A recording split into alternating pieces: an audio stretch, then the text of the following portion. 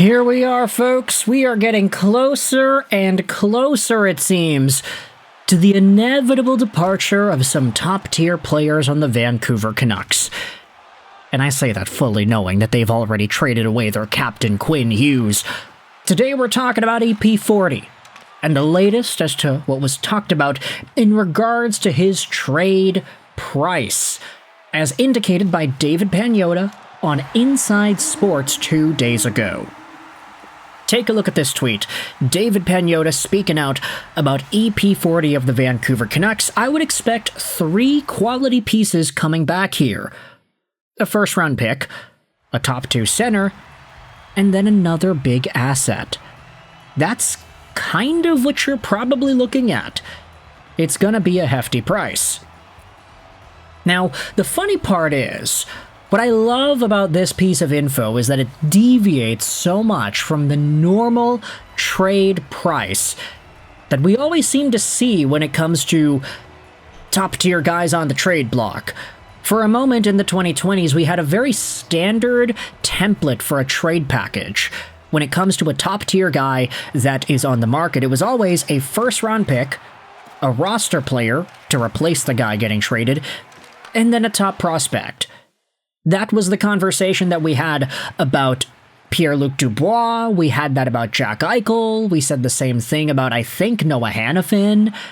And then, we started to see trades go down that didn't actually follow that mold. Some guys got traded for more, others got traded for less.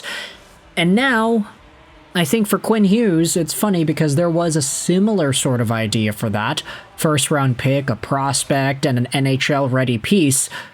Maybe it's fitting because Quinn Hughes ended up going for more. A first-round pick, a center, a young prospect, and then a young defenseman in return.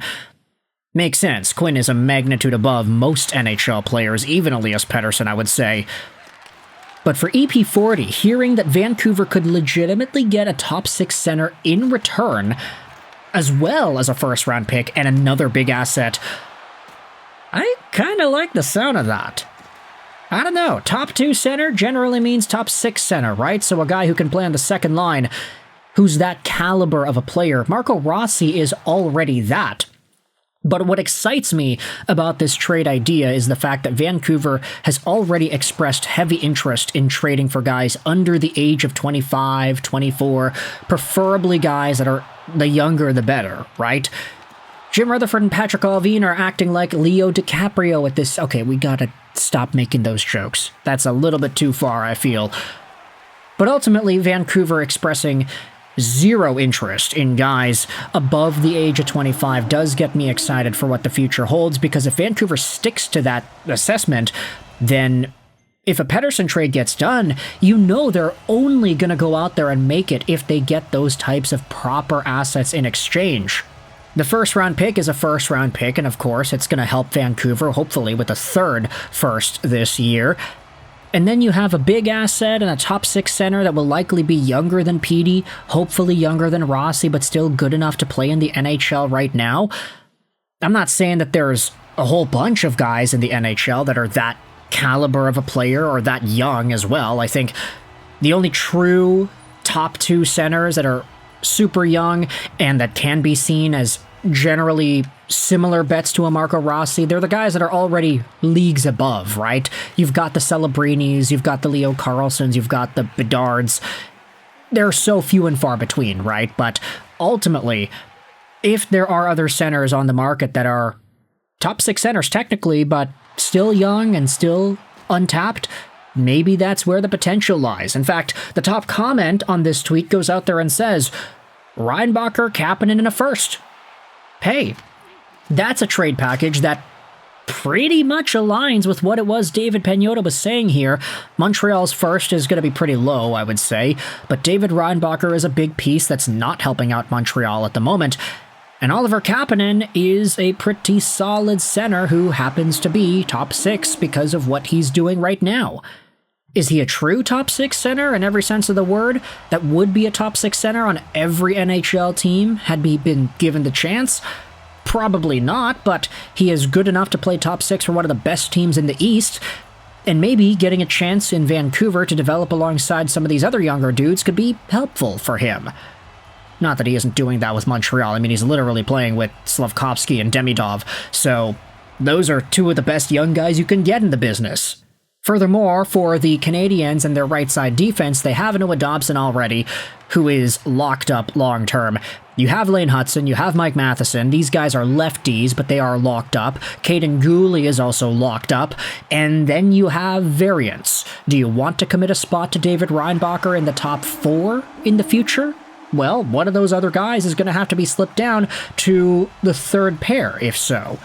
Alexandre Carrier is an option as a right-handed defenseman, still there, still present, still scoring goals against Vancouver.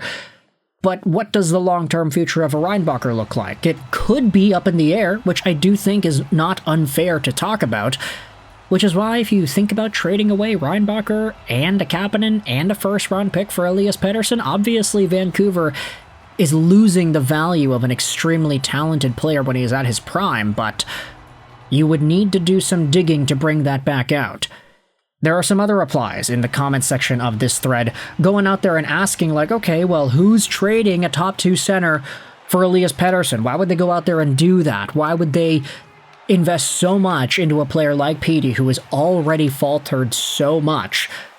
And then you have some other conversations about other players and other teams, like, oh, Jesperi Kotkaniemi of the Carolina Hurricanes. Oh, yeah, that guy.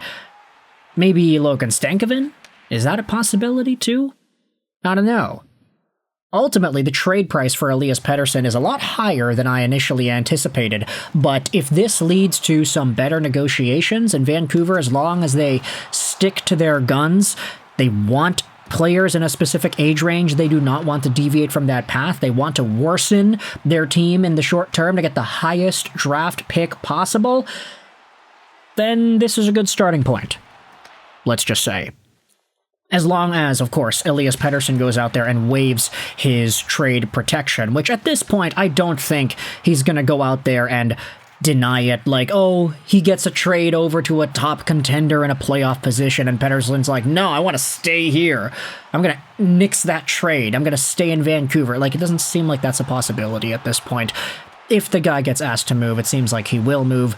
With that in mind, though, I want you to let me know your thoughts in the comments. How do you feel about the proposed Elias Pettersson trade price courtesy of David Pagnotta? Do you agree? Top 2 center, first-round pick, and another quote-unquote big piece. Thoughts in the comment section below about Elias Pettersson and the formatting here. I hope you enjoyed this video. Sign on, and bye.